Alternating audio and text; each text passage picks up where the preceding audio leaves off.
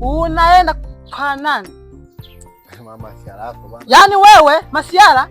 Masiara mimi? Wewe. Yaani wewe kila siku unakuja unacho. Alafu wewe. Wewe. Usiingie humu ndani. Sawa? Yaani siku unaingia ndani. Kila siku tu nikutembea. Kila siku tu nikutembea. Haufanyi kazi. Mazingira ya nyumbani hapa ni machafu. Wewe ni kijana hapa nyumbani. Kuzurura tu. Muona alivyo. Kwanza yaani wewe usinizoe, sawa? Usinizoe kabisa. Usiingie humu ndani. Kwanza leo hauli. Halifanyi kazi, lione. Mama. Mama nini?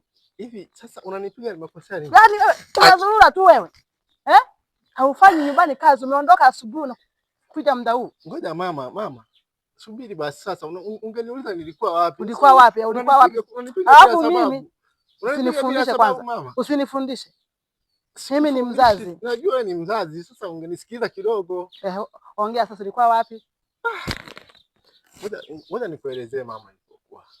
Mama, unajua pale kanisani kwetu kuna tamasha wameandaa. Siku hizi wameshaanza makanisa siku hizi. Mama nikuelezee vizuri. Mama. Eleza. Sasa mama usinipige nielezee. Sasa kama utanipiga nashindwa kuelezea sasa. Why? Hebu ngoja kwanza, weka mfagio pembeni. Kuelezee mama. Mama iko hivi. Mimi sio kwamba labda nimetoka hapa nyumbani eti nimeenda kwenye uzururaji. Hapana. Mimi nimetoka hapa na huwa anatoka hapa kila siku asubuhi naenda kanisani kwenye mazoezi. Kule kanisani kuna tamasha limeandaliwa, tamasha la vijana ambalo linatarajiwa kufanyika mwezi huu wa 6 kuanzia tarehe 25 mpaka tarehe 28. Mama, kwenye hilo tamasha kuna vitu vingi sana. Kwani hujaga nyumbani? Sasa mama, wakati mimi natoka wewe haukuwepo, sikujua ulienda wapi. Ina maana mimi asubuhi mimi naondoka tu asubuhi eti. Kwani mama asubuhi ulikuwepo? Nilikuwepo nilikuwa ndani. Mama unanipiga. Biblia imesema mlee mtoto katika njia impasayo. Naye hata akiwa mzee. Ndio maana nimekupiga kusudi nikulee vyema kwa sababu wewe ni mzulaji. Yaani kwa Biblia imesema watoto msiwanyewe wapiko, ndio mama unanipiga kweli na umzuru. Tena mbele za watu. Kweli mama. Yaani wewe ni kijana. Unaondoka nyumbani. Haujafanya kazi yoyote. Haujafanya chochote, unaenda kuzurura. Sijaenda kuzurura. Nielewa mama yangu. Sasa ngoja nikwambie vitu vilivyo pale kanisani. Kwa hiyo sasa huko kanisani waga mnafundishwa kwamba ukitoka nyumbani usifanye kazi yoyote. Mama unisamee tu kwa kweli. Sikuwa na namna. Maana nilikuwa nimeamka nimechelewa. Kwa hiyo sasa pale kanisani kuna vitu vizuri vingi.